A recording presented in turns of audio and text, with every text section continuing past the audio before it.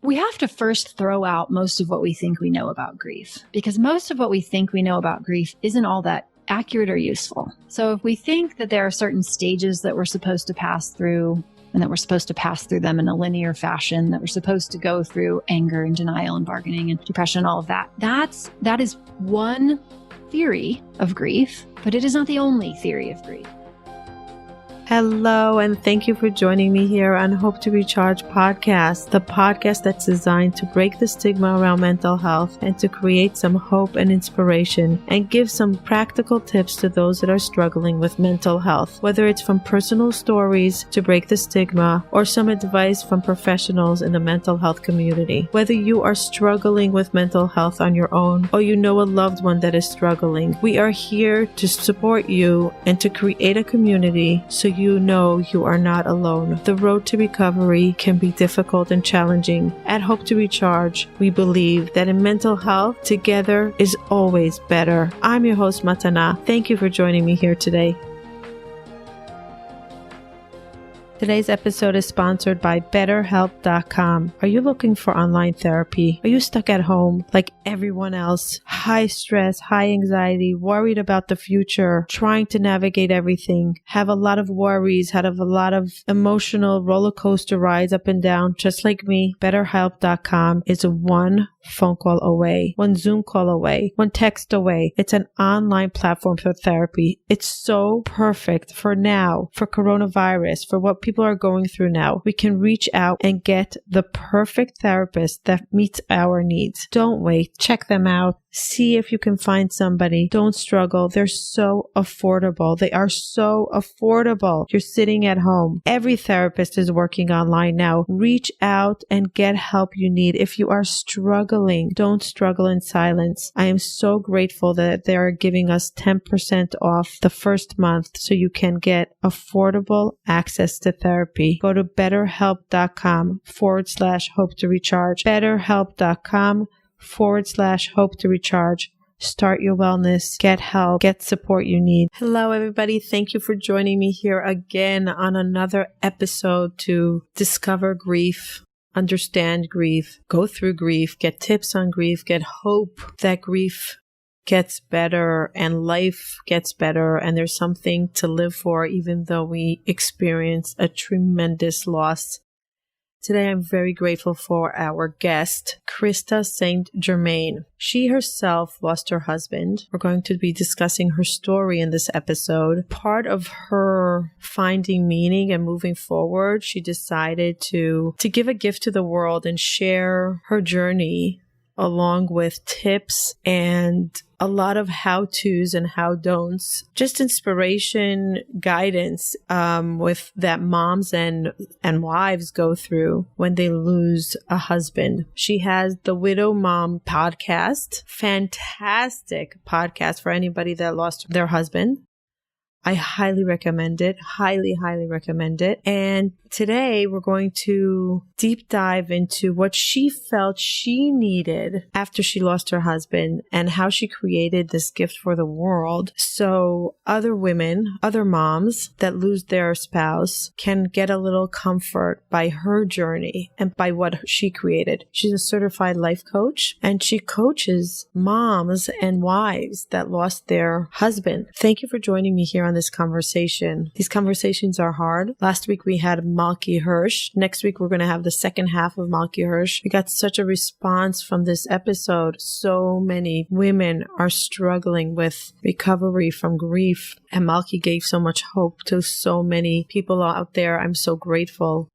And today in our episode, you're going to get another dose of hope, another dose of inspiration, another dose of empathy. So without further ado, thank you for joining me here. Hope you enjoy this episode. If you know anyone that is going through grief, please share with them. You might save a life. Thank you for joining us. Hope you enjoy this episode.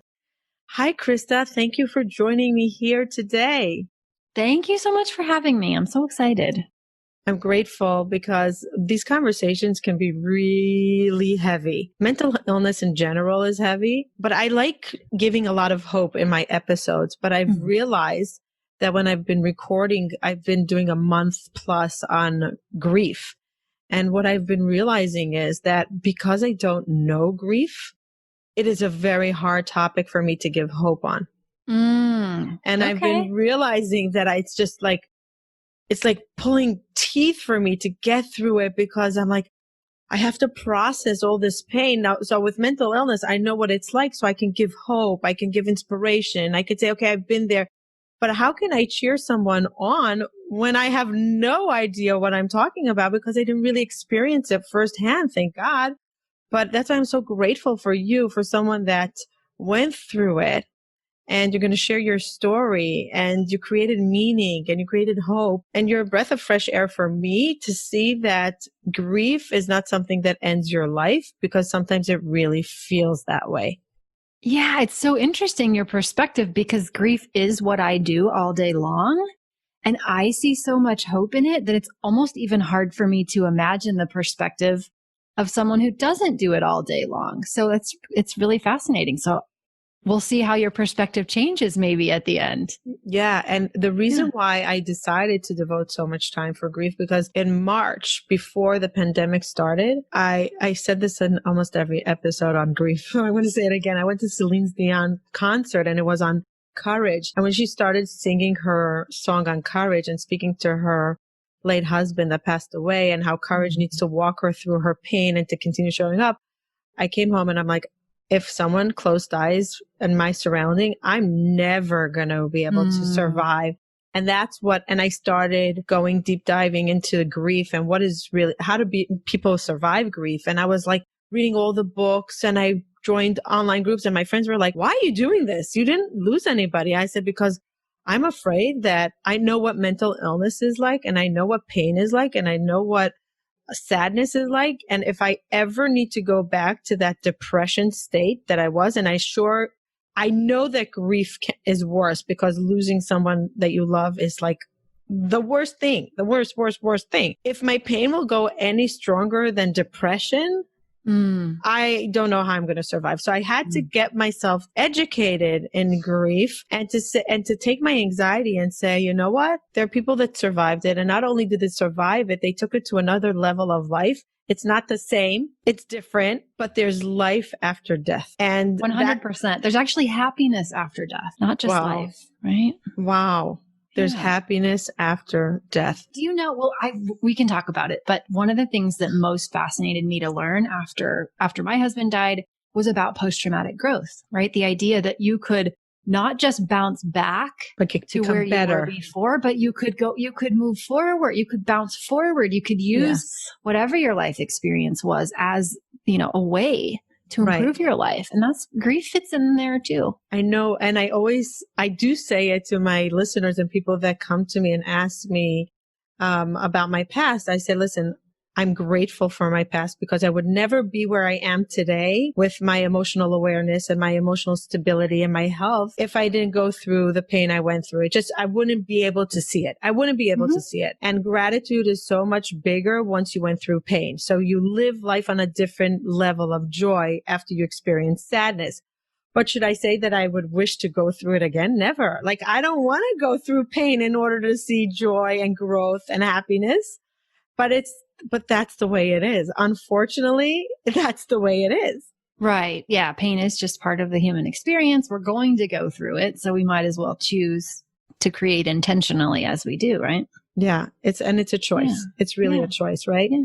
I want to introduce your story to the listeners, and then we'll go into questions. So give us a little bit of a background where you were in life when you lost your husband, and that whole story leading up to it, and what happened when you lost him, and that beginning shock. Yeah, it was almost 4 years. It'll be 4 years in only a couple of days, actually. I had been married, and I had 2 children, and then I had been through a not so lovely divorce. Hugo, my late husband, was my second marriage. And I kind of considered him my redemption story. He was kind of the hope after the failed first marriage, right? He was the soulmate. He was the man I thought didn't exist. He was everything I had really wanted. And we were coming back from a trip that we had taken. We'd been together for the weekend. I work with a camp for children who are blind or visually impaired. We had both driven separately, and it was his first year to come and be part of the camp. And so we were on our way back, and I had a flat tire, and I pulled over to the side of the road, got on to the shoulder of the interstate, and called him and said, I have a flat tire. And he said, I'm right behind you. I'll be there in just a minute. So he pulled up behind me and just got fairly close to my car, but both of us were on the shoulder, put his hazard lights on, and we got out of the car and talked about it. And he said, let's not call AAA. I just want to change the tire because I can do it faster, and I just want to get home, and it's been a long weekend, and just let me do it. And so I let him. In hindsight, I knew in that moment it wasn't safe, but being the stubborn, willful man he was, he wanted to do it. And so I let him. So he was getting into the back of my trunk, trying to get access to the spare tire. And I was on the side of the road texting my daughter to let her know that we were running late. A man who we later learned had meth and alcohol in his system did not brake. We don't exactly know what happened, but he didn't brake at all. He just crashed right into the back of Hugo's Durango. And then that trapped him between his car and my car. And it just happened just in a flash. It's one of those things that you don't see coming. And so within 24 hours, he was gone. Just happened just like that. So it wasn't. And not only is he gone, you witnessed it. Yeah. Unfortunately, I wasn't actually looking at the car when it happened. So I didn't see the impact, but I don't know that matters. I mean, everything else that you see when you go through something like that, and just, the amount of time that passed before help arrived and all of it. Yeah, it was a traumatic and unexpected. And so I was just kind of thrust into that. Right. So there we are. So I went, as soon as I, we got through the hospital and we got through the service and all of that happened, I went immediately back to a therapist that I had worked with before during my divorce. And she was just wonderful. And so I kept seeing her for, quite a while until I was to the point where I was back to functioning again. And so then, you go back to work, and we had worked at the same company together, which in a way was nice because other people there knew him and they, loved him. And so they really did understand the loss more than, they might if they hadn't understood him. But also it was challenging because I had so many memories of him there. It wasn't an escape from him. So it was home, at work. It was 24/7. Right. And then I got to the point where people were telling me, oh, you're so strong. And, from the outside, it really looked like I was okay. And I was okay in that I was handling the to-do lists, right? The children were being fed, like the house was running, I was working, but it all was very hollow, right? It all felt very meaningless, empty. Right? And so you just start, empty. You just start looking around and you start thinking, okay, people are telling me I'm strong. My therapist is telling me I'm doing great. But this cannot be it. Like, this can't be the rest of my life. This is not what I want. And so it was really just divine timing. I think that a coach that I had been following, her podcast for a number of years, launched a program right about the time where I really needed it. It was at the time where I was ready for it and I had come out of the widow fog, grief fog. So I started a life coaching program, and it was exactly what I needed. It was exactly what I needed. My therapist had been telling me, you should be a therapist, because I was questioning my career choice at that point, thinking, okay, well, this is not really what I want to do for the rest of my life. I didn't dislike it, but I didn't have great passion around it. So I had been working with my therapist and actually had decided to enroll in a marriage and family therapy program. And I had a little bit of a prerequisite requirement to complete. So I was working on that in the spring, waiting for that program to kick off in the fall. And between the spring and the fall, in that life coaching program, had such a positive experience, such a transformational experience, that I decided, you know what? I don't want to be a therapist. I want to be a life coach. And so that's what I did. So I went to life coach certification instead of therapy, and then quit my job a little bit later. And now I coach widows, and that's what I do. Wow. I'm like, I can't even, I don't even have words because I'm stuck at that car crash. Like, I'm really my visual is right there. Like, what happens to a person that's right there and so hopeless? Because you want to help the love of your life. He's your hero, He saved you for so much pain in your past. He brought you back to life. He created meaning in your pain of your previous marriage. And then in a split second, he's gone. And not only gone, you couldn't help him. You couldn't give back to him what you felt like he gave you so much, and you wanted to just save him, and you couldn't. Yeah. You're exactly right. You just can't.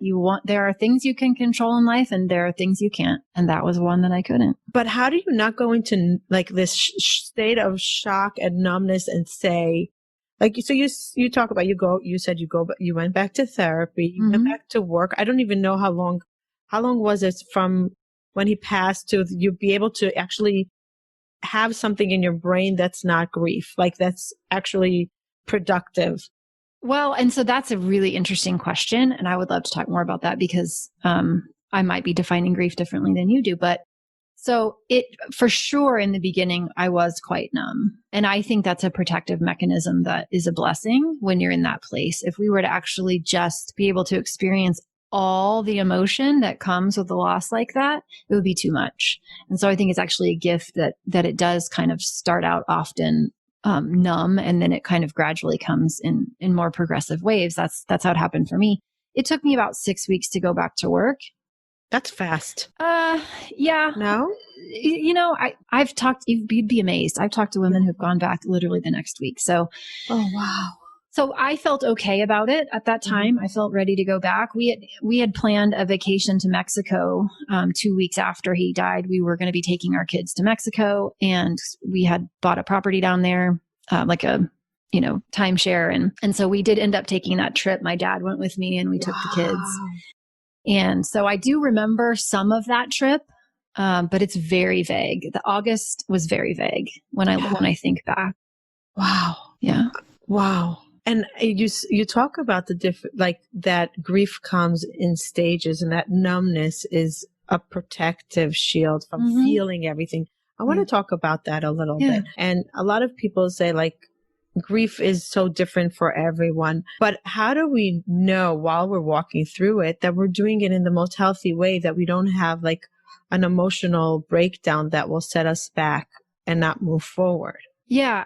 Okay. So there's several facets to that. We have to first throw out most of what we think we know about grief, because most of what we think we know about grief isn't all that accurate or useful. So if we think that there are certain stages that we're supposed to pass through, and that we're supposed to pass through them in a linear fashion, that we're supposed to go through anger and denial and bargaining and depression, all of that, that is one theory of grief, but it is not the only theory of grief. So we're much better served to just allow ourselves to feel however we're feeling in whatever time frame that unfolds for us, and do so with as little judgment as possible. Right. And if we can do that and we can keep doing that, then we suffer so much less, because pain is going to be part of the experience of loss. Right. But we can do it in a way that I like to think of as kind of clean, meaning that we allow it to be there. We don't try to stuff it away. We don't try to hide from it. We don't try to bury it with behaviors or shopping or alcohol or busyness. Right. We just learn how to allow the emotions that are there to run their course, to pass through, to have our attention, to pass through. Yeah. And that's just a continual skill. But what happens when the pain is so strong and you just literally can't breathe? I know that I never grieved somebody, but I know that sometimes we experience emotional pain with depression, that it is so painful. You literally can't breathe. Yeah. I do remember moments like that. And in the moment, you just love yourself the best way you can. You're just as compassionate as you can possibly be to yourself as you're having the experience. And later here we are breathing, right? Doesn't actually kill us. Would you tell people that it's okay to be in sadness for years and years and years? Or is it not healthy to do that and to implement certain things in order to get out of that sadness? Because so in one way you're saying, yes, grieve the way you want to grieve, your own way, your language. It's your relationship. It's the way, it's your past traumas. It's your relationship with your husband. It's the way you're processing it. But is there certain red flags and saying, you know what, you've been in sadness for too long and it's just not healthy the way you're grieving? Are we allowed to even say that? I think we're allowed. I think we're allowed to say whatever we want, right? We're adults. The difference between allowing sadness, though, and letting our behavior be fueled by sadness is worth discussing, right? Because so what I teach is that feelings are a product of thoughts, right? So when we think something, that's what creates our emotional experience of it. And typically what we do is driven by how we feel. But just because we feel something doesn't mean we have to behave in a particular way, right? And so when I'm teaching a client how to allow sadness to be there, we're not talking about we're sitting around crying all day, right? We don't mean that we don't actually get to live life because sadness is a part of our experience. We figure out how do we allow sadness to be in our body without resistance so that we can process it and move through it and not let it limit our behavior. Nobody has to know when you're processing sadness what's going on for you. But what if it helps us that people know?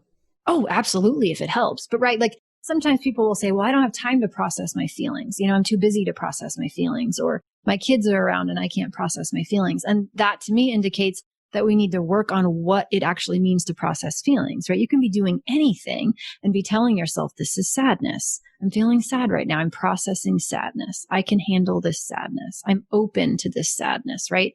We go to our body. It's a somatic experience. We allow what is happening in our body to be with us as we do whatever it is that we need to do. So it doesn't necessarily always look like I have to close the door and cry or have the door open and cry. But sometimes it is. I can be doing, sometimes it is, but I can also be doing the dishes and be processing sadness. I think when people say, I don't have time, I know that with mental illness, they say, I'm afraid if I open that door, it's going to be so overwhelming, I'll fall apart. So I don't have time now to fall apart. I don't have time now to not go to work. And if I open that door, I'll be frozen in pain and I won't be able to function in life, feed my children, go to work, go to the grocery store, because it's going to be too overwhelming to feel. Yeah. So 2 things I would say to that. That's called resistance, number 1, right? What that means is that we are trying to take an emotion and, like we would a beach ball, shove it under the water and hold it there. And that only lasts for so long. Right? Eventually you hold a beach ball underwater, it's going to pop up and smack you in the face, right? Emotions are the same way. You cannot resist them forever, especially when it comes to grief. They will wait, right? So it's not a long-term strategy that works. But secondly, when you actually learn the skill of allowing an emotion, what you will find is that really it's not the black hole that you think it is. It's just a vibration in your body caused by thoughts. And when you know how to watch what's happening in your body and you open yourself up to it, it usually only takes a couple of minutes for one feeling to pass. Really? Really. What happens, we have a thought and then we have a chemical response to that thought in our brain, right? And then those chemicals are then experienced, the physicality of that is experienced in our body. Right. Right. Like but when we chest go, pain or the throat choking exactly. up, Right. shivering, the numbness, all that. Yeah. So I teach a process, which is really simple. It's called the now feeling process. And it's very simple. NOW, you name it. And I don't even really care if you name it, but you at least need to notice it, right? So this is anger. This is sadness. You open up to it, right? You say yes. That's the O. Name is the N. Open is the O. Open up, meaning you're willing to let it be part of your experience. You're not trying to shove the beach ball under the water. And so name, open, and then watch. That's the W. Watch or witness, either one works. But you go to your body and you say, where is this emotion in my body? And for me, oftentimes in my throat. A lot of emotions show up in my throat. What is it like when I just focus my energy and attention there and I just allow myself to be present with my body and in my body? What do I notice? Okay, I notice a tension in my throat. Is it fast? Is it slow? Is it cold? Is it hot? Does it have a shape? Does it have a color? What is it actually like? And I describe it objectively because I'm not being consumed by the emotion. I'm watching it in my body. I'm letting it flow through me. and I'm no longer trying to push it away. And when we do that and we develop some confidence around that, what we find is that it actually goes away much faster than we think. It's the black hole that we imagine is so much worse than actually just allowing the emotion to pass through. And then once we have that skill, we can do it as many times as we need to. So that black hole is like, it's a panic attack. It's like a panic attack or anxiety, that it's so much worse than the actual fear of whatever we're fearing. Right. It's like that nebulous, generalized scariness that the brain offers us, which is so much worse than when we actually allow it to be part of our experience and experience it for what it is. So I want to give you an example and walk me through it. Okay. Mm-hmm. So for example, your first anniversary comes up and like you're dreading that day. You're dreading that day on the calendar, and you hope that the calendar skips that day this year because you just don't want to enter that day knowing that your husband's not going to be there to celebrate with you. The morning comes and it's that day. So what do you like? And you're just like, you're in so much pain and you just want him to be there and he's not. Yeah. The pain is brutal because it's your day together. How do you walk through that? Yeah. I just walked a client through that this last weekend. It was her first anniversary without her husband, the day that he died. And what we kept talking about all the way up and until was, first of all, not shoulding on ourselves. That's a big part of it, right? Not telling ourselves we should be feeling or doing something. We set ourselves up for a lot of suffering when we do that. So not shoulding on ourselves, but then also just how do we make space for the emotions? How do we get ourselves out of resistance, out of avoidance, out of reactivity, and just drop into allowance? Whatever I'm feeling is okay. It's okay for me to have these feelings. I'm willing to have all of them. None of them mean anything has gone wrong with me. None of them mean that I'm not doing well.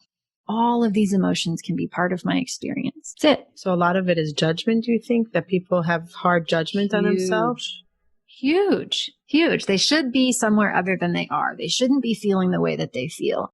Or they go to their past. I should have done it differently than I did, right? They make themselves feel regret or guilt or any of those things. Yeah, the judgment, when we can just see it for what it is and drop it and really consciously choose to allow ourselves to feel how we feel without making it a problem, it's a completely different experience. Do you have people that say that it's denial? So that's the opposite though, right? Of acceptance. Right. I wanted to say that it's like radical acceptance. Your exercise is radical acceptance. Yes. Denial is, I don't feel sad. I'm fine. Right. That's denial. Acceptance is, I feel sad and it's okay. I feel sad and I'm willing to feel sad as long as I need to. And not trying to like mask it with a party, with friends, with drinking, just being in it. Yeah. Just letting it be with you. Letting it be part of your experience. It is part of our human experience. So like I could just see me just saying, okay, I just want to be in bed all day and I don't want to see anybody. And I might want to be in bed for months because that's my experience. Yeah. And that would be an option, right? Would it? Well, anything's an option. But is it going to lead me towards a better If it's not the option you want and it's not the life that you want to live, then we work on how do you allow feelings and still keep moving. It's not one or the other. So let's say I want something, but I'm not able to do it. So I want to go to work. I want to be happy. I want to let go of this pain in my heart, but I'm stuck. I'm frozen. I can't move. I'm in a fog. I'm just numb. In a way, I don't even want to be happy because it's so weird to me to be happy when I'm so sad. If someone said, take a magic pill, I wouldn't want the magic pill because that sadness is where I am now. Yeah. But is it freezing us from healing? No, it's the opposite, right?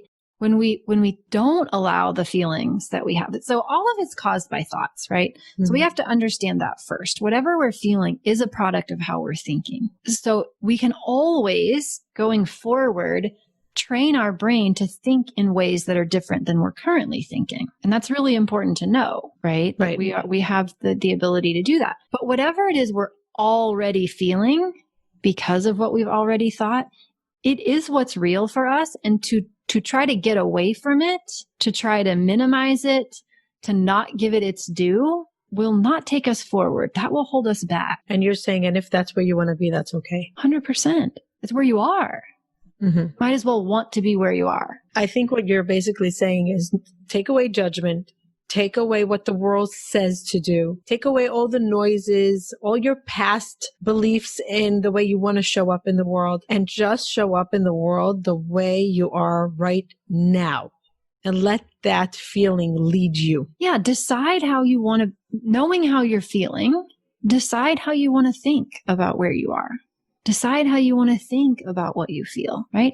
If I feel sad and I tell myself I shouldn't be sad, I'm going to feel worse. If I feel sad and I tell myself that it's okay for me to feel sad, that I've done nothing wrong because I feel sad, that I can handle this sadness, that I can get through to the other side of it, that it doesn't have any power over me, I do myself a service, right? You meet yourself where you are with love and with compassion and with acceptance. And by allowing, as you said, with radical acceptance, allowing what is to be and to run its own natural course has you dropping all the resistance and better able to create more of what you want going forward. Allowing sadness doesn't mean you just say, well, I guess I'm sad, so I'm just going to be in bed forever. It's not what it means. It means right now I'm feeling sad and I can handle it. I can let it flow through me. I think it's such a different way of processing our brain, that our brain is also going through sadness, and also we have to have conversations with our brains now. Yes. Which before we had to just go through life. Now we're actually noticing our thoughts and mindful of them. Right. And I think it serves us, and sometimes for many of my clients, grief is where they learn this skill, right? Grief is where they learn to talk to themselves more than they listen to themselves, Mm-hmm. And so it's okay if we don't learn it until then, but it's definitely something that serves us in all areas of life. Right. Right. To figure out how do we accept what it is that we can't control so that we can maximize what it is that we can control. Right. How do we stop resisting reality so that we can be more powerful and create more going forward?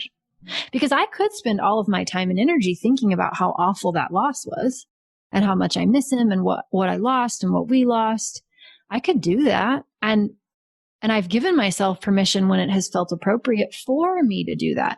But at a certain point, if we want to start living again, then to focus all our energy on the past or things that aren't going to be any longer doesn't help us create.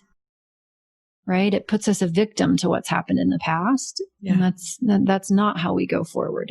And we live on purpose again. So I'm sure a lot of widows come to you and they say, I actually don't want to live without him. I don't want to continue life. I don't want to be okay without him because it's betrayal. Like, how can I live life and be happy or even get remarried again? Mm-hmm. Yeah. And maybe even in certain areas in our marriage, it might be better or different. Mm-hmm. And I'm feeling like, am I cheating on him by me being happy? Did that mean that I didn't love him because enough? He's got where does that? And then they freeze in sadness because to honor his life. Mm-hmm.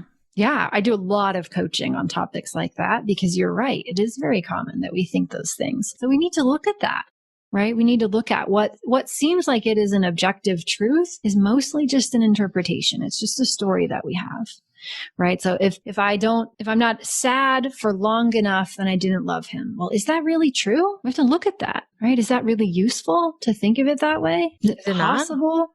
But is it not? My biggest fear is that if I go before my husband, he won't mourn me enough. That means that whatever I gave him my whole life was like meaningless. Like I keep on saying to him, if I pass before you, you're just going to move on. You'll be okay. You'll find meaning and you'll move on. What would be the value though in him just being sad forever? Missing me. And What's the remembering value? how awesome What's I was. the value? What's the value of living in the past, though? Being grateful for what we had.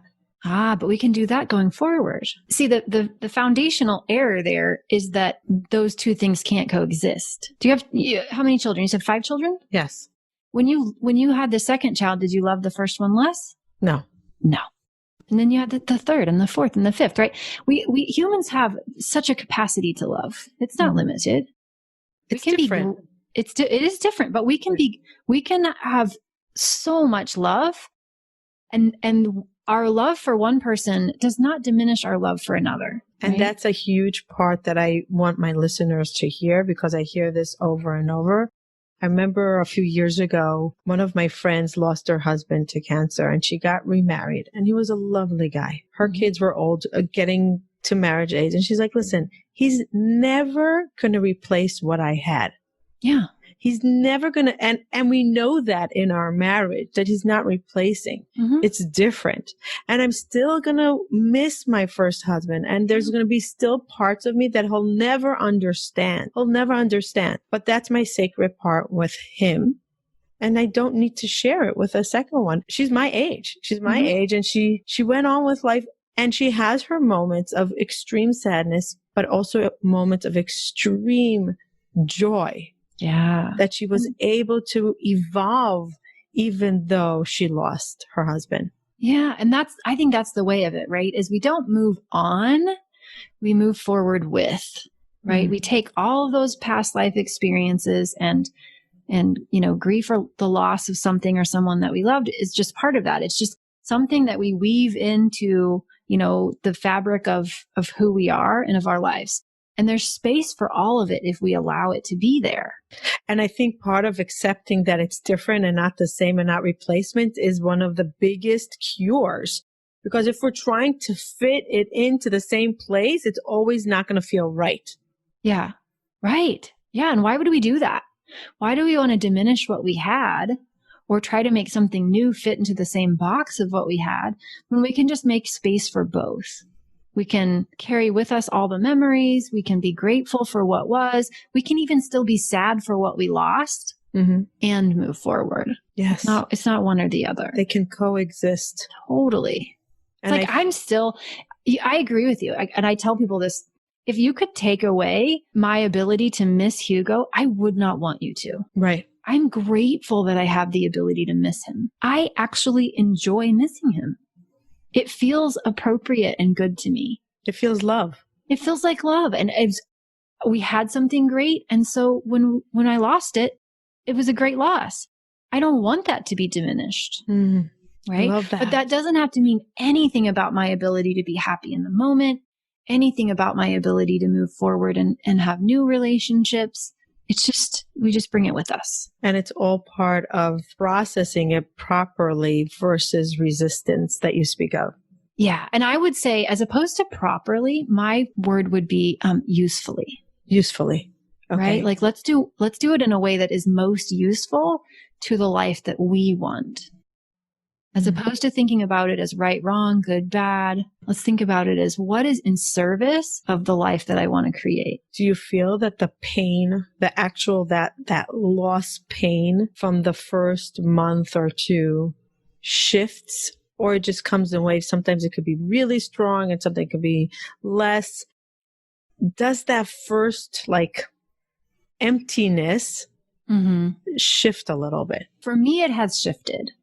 It still, though, continues sometimes to surprise me or catch me off guard. I like to think about it like little grief grenades where you're just not expecting it. So we were coming back from Colorado over the 4th of July. And anytime I go north of the city that I live in, the major interstate is where the accident happened. So I always have to drive by that spot on the interstate. And usually I'm going, 80 miles an hour. And so I have different experiences of it every time. Sometimes I dread it. I used to dread it a lot. Sometimes I don't even think about it and I'm occupied with conversation. But this time we were coming back. I noticed where we were because the traffic gods decided there should be construction about 4 miles before that spot on the highway. God. And so the traffic just crawled. I mean, it was just crawling. And I realized where we were, and I could just immediately feel the panic in my chest and just thinking, okay, I'm going to have to go by this spot at a snail's pace. And so it's just nothing to be ashamed of. It doesn't mean I've done anything wrong. It just shows me there's just still a little bit of work there left to do. There's just still a little bit of, healing left to be done. And that's okay. Yeah. Right. But I can love myself through that, and I can give the time and energy that I need to give to allowing whatever feelings come up for me and keep going. Tapping has also been a huge, oh my God. I'm a big fan. Yeah. I live with EFT. I'm actually having tapping therapist for grief coming on this podcast. Perfect. Yes. I live with tapping. I don't go to therapy anymore for my mental illness, but every Monday morning is my EFT. And my listeners know that I will, no matter where I am in the world, and I travel a lot pre-corona, I do my EFT. It grounds me. And my kids make fun of me because they tap on their forehead and on their lip and on their chest. And they're like, when they go through their anxiety, they start tapping. And I'm like, good for you. Perfect. Just tap it out. Yeah. And it's, if people understood energy well, they would understand how important it is. And that's why I'm bringing him on the podcast, because I think for me with my depression, it helped tremendously, and with stresses in life in general. And I realized that everything is energy. And when we accept that, we work with it versus resist it. 100%. Yeah. And that's another thing that I teach clients. Not only do we use the now feeling process, but tapping is a brilliant way to just allow an emotion to be there, right? Because it's the same principles where we're opening up to what is, not to anchor it in, not to stay stuck there, but to drop into that space of allowness and allowing and process whatever is there. So you can just go to your body. I don't know how you use it for feelings, but I love to just whatever part of my body is calling to me, which is very often my throat, is just to tell myself, even though I'm feeling this tension in my throat, it's safe for me to feel it now. I'm accept that this is how I feel and set it up that way. And then just focus my energy and attention on whatever part of my body is calling to me. And sometimes tears will just come streaming down my cheeks. And that's opening it up. And it's opening it up. Yes. And I'll feel like I lost 40 pounds when I'm done. Yes. And it's the most miraculous, amazing thing. Yeah. Yeah. And same thing with so the accident, right? So the sound of metal. Yeah. I did a lot of tapping on that crash sound. Right. And seeing cars pulled over to the side of the road, changing their tire. I had a lot of that. Seeing a Durango drive around town, because that was the car that he had. And so tapping was so useful in lowering the intensity of that immediate emotional charge that I would feel about those items. I think what's good about tapping is we're giving the emotions feeling and validations with love. So yesterday I was working on a trauma that I went through that I didn't even know about when I was a little girl. And I was speaking to my EFT practitioner, and I'm like, how could I have not been there for myself through that? And he's like, okay, let's tap. Even though I feel upset that I wasn't there for Matana when she was little, I still love and accept myself. Even though I feel like it was a waste of time, I still love and accept myself. Even though I felt like 40 years were wasted, I'm ready to move forward. And it's so validating. Yeah. And then it's so fascinating. I don't know if this happens to you, but I'll start tapping on something, and then later I'll check in with myself about how believable it feels to me after I'm done. And I don't even believe it anymore. Yes. It'll completely shift the way that I see that aspect of my life. We usually do that. Is it 100? Yesterday I said it's 500. He's like, it wasn't even, it was from 1 to 10. You went to 500. It was a 500 on the intensity scale. It was a 500. He's like, how much is it from 1 to 10? I said 500. And then afterwards I'm like, oh, it's back to 100. And he's like, it's still but I realized that it shifted. Yeah. And I want my listeners to know, I'm very grounded, but I'm very spiritual, but it's not one of these voodoo things. It's not like it's really not something so out there. No, it really isn't. It's still a bit, I've read a lot of research on it. And so I understand, conceptually how it works, but there is just still something that I don't know that I'll ever fully appreciate the why of. Mm-hmm. But I was doing tapping 10 years before Hugo died. I mean, I discovered that a long time ago. So thank goodness I already had that in my pocket, right? Thank goodness that was one of the first things I did because I already knew how well it worked for me. I'd already taught it to my children. And there is just something, and it's free. That's what's so amazing. And it comes with us wherever we go. And we can take it wherever we go. Yeah. We don't have to. Yeah. It's a very powerful tool. Very powerful tool. Yeah. I want to ask you if you talk to Hugo. I do. Yeah, less so these days. What was really helpful for me in the beginning was I would write to him. I had a journal and I would just write every day what had happened in the day and what I was thinking. And, if I was mad or if I was sad or I just let it all out in a journal. And I probably did that through maybe the first 7 or 8 months without him. And then, it's kind of switched more to conversations where I can, someone's voice and how they think about things. And so I know sometimes when he would find something really funny, that I'm going through, or when he would be more encouraging to me. And so, I do have those conversations with him and I do kind of imagine what he would be telling me to help me. Do you coach your clients to talk to their bereaved husband? Well, what we coach on is not that you have to talk to them, but that the relationship doesn't end with death. Right? Yes. That relationships are always still happening. As long as we're having thoughts about someone, we're having a relationship with them. And so I coach them to really examine the quality of that relationship so that if it's not what they want, they can change it. And however that feels good to them is great. Interesting. Very interesting. What about women that were in a marriage that was codependent and then they lost that? What's so interesting as you say that, what's coming to mind is how often they didn't think they were in a codependent relationship and then later find out how dependent they were on it. Yeah. That's almost more interesting to me than the ones who identified as codependent.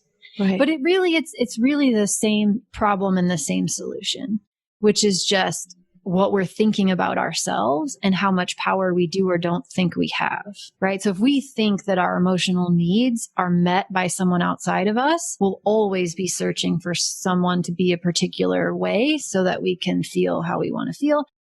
And that's often what's happening in a codependent situation, right? We don't realize that it's our thoughts that cause our feelings. And so we go looking for that outside of ourselves. Interesting. So in different ways, that's something almost all of my clients have to work on. And I definitely did, is understanding why we actually feel the way we do and how we can exercise our ability to change those patterns. And we don't need anybody else to do that. We don't need anybody else to feel better. Is it like a double exercise? One, I have to grieve and I have to I miss him so much. And the other one is to learn to not, I was so dependent on him. I speak to a lot of women. They're like, he did everything for me. Mm-hmm. I didn't realize how much he was doing. Now I have to forget about the emotional pain, the physical stuff that he did. Yeah. That loss is tremendous. Yeah. Yeah. So it's like every time you have to pay a bill, if he was the bill payer, every time he would do something useful, like change something in the house that was broken, you suddenly feel like, oh my God, I'm really missing him. I'm really missing him. I'm really missing him. It's constant. Do you feel like their healing process takes longer because they keep on bumping into it all the time during the day because they were so codependent? Or maybe most women are codependent on their husbands, and that's okay. Well, we do have to just learn to adjust, right? If there were areas that skills he had that we don't have, sometimes we have to learn new skills or we have to figure out how are we going to handle those things. And that can be a challenge, right? It can be difficult. Mm-hmm. And if there were areas of self-belief that we didn't realize how much he had to do with, we have to figure those out for ourselves, right? Because so many widows are shocked at how they don't feel confident anymore. And before they identified as very self-confident and they did not realize how much of his belief in them they were leveraging, right? Their own belief in themselves is now fully exposed. Wow. because he's no longer there to be their cheerleader. What an awareness. But I see that as an opportunity, right? I see that as an opportunity to fix the gap. Let's decide how we want to see ourselves. Let's decide to be our own cheerleader. Let's figure that part out for ourselves so that we aren't dependent upon the next relationship. Yeah. Falling in love with ourselves and accepting us and showing up out of our own motivation versus somebody motivating us to move forward. Yes. Yes. Yeah. And that's true, like real living. Yeah. It's absolutely. And if we don't address it, it's still going to keep happening, right? We're still going to end up, I've had clients come to me, working with one now. The reason she came to me was because, after the first marriage, she didn't want to feel all the feelings. And so she got married relatively quickly to someone who she's now in the process of getting a divorce from. And it's okay, right? She didn't know then what she didn't know. Mm-hmm. She knows it now. But now is the time to change those patterns. Now is the time to figure out how she wants to see herself and how she wants to create her life going forward so that it's not dependent upon another person. What do we do with the regrets? Yeah. We look at them. We talk them through. So I think regret is an interesting one, right? Regret is when we have new data. We didn't know what we didn't know at the time, right? So we made the best decision we could with what we knew at the time. But now, fast forward a bit, we have new data and we tell ourselves we should have made a different decision. But it's too late. And it's really unfair because how could we have known the data that we have now? We don't get to make decisions in reverse. We only get to make decisions going forward. We never know the result of a decision that we're going to make, right? But I believe even the man who caused the accident that killed my husband, he was doing the best job he could with what he knew that day. For whatever reason, how do you know that?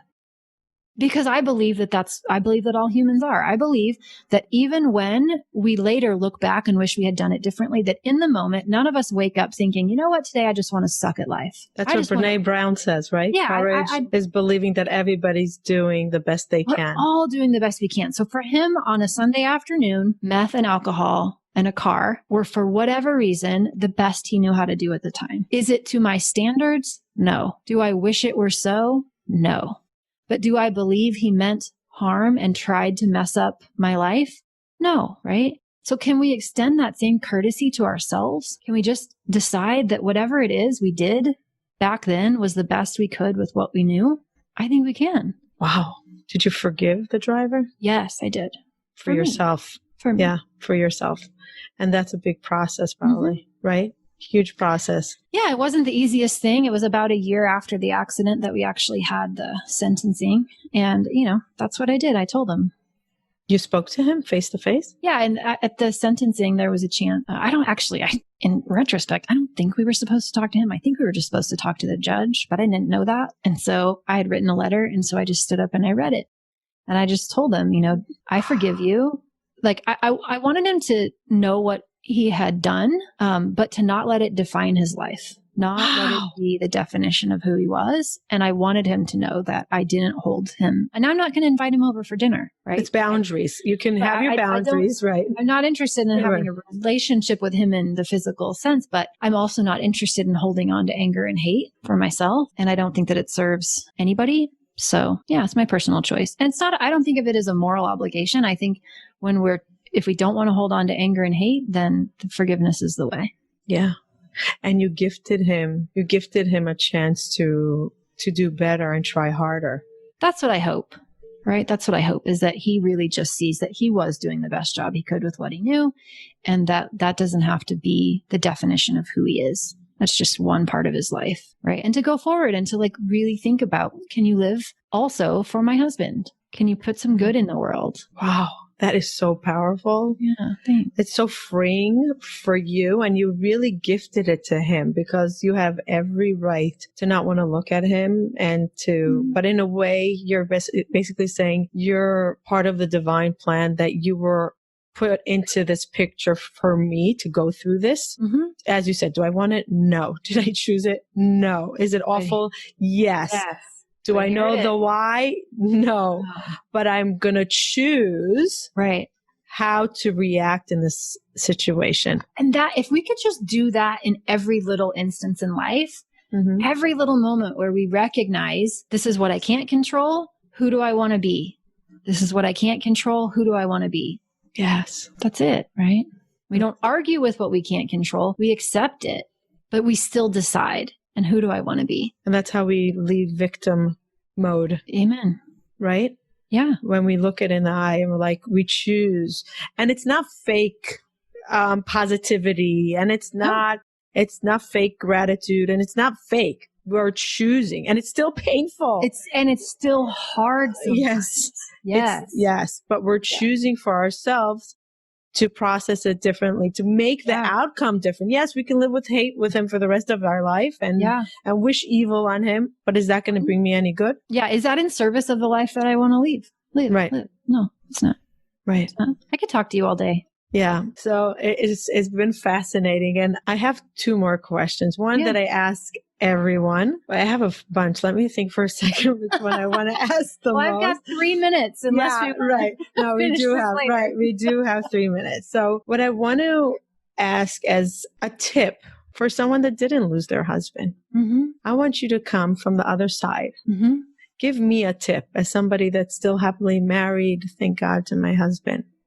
What do you wish you knew before you lost your husband in order to live the best life now before? Yeah, just the value of staying present, right? The value of not wishing you were somewhere else, but just really enjoying where you are and doing that as much as possible. Being mindful in the now, counting your blessings. Yeah, beautiful, beautiful. What does hope mean to you? Hope is like my special word. Hope to me, I have actually an anchor tattoo because the anchor is a symbol of hope. So hope has always been an important thing to me. To me, it means that no matter what we're going through, there's always something to look forward to. There's always something we can, bigger than us, beyond us, more than what we're currently experiencing. And so it's just like light. Right. It's funny because when you were saying it, I was seeing like a escalator. It keeps on moving. And there's always something after. There's always something. It's going to lead you. You're not sure. Like on the bottom of the escalator, you don't know what's really on the top. It keeps on moving and it could be slowly, but then you get to the top and you see that there's something else there. When you were saying that, that's what I was visualizing, that it could be really a slow, dark process. But it's changing. There's always something else after. Yes, there's always something else after. Beautiful. Even if we don't know what it is. Amazing. Thank you, Krista. How can people work with you, listen to you, follow you, work with you? Probably the best two places. One, my podcast. It's called the Widowed Mom Podcast. So if they want to learn more about my approach to grief, even if they're not widows, I hope that my podcast would help them. And then also, they can go to coachingwithkrista.com, which is my website, and connect with me there. All my social links are there. All my work with me information is there. Yeah, I'd love that. Do you work online?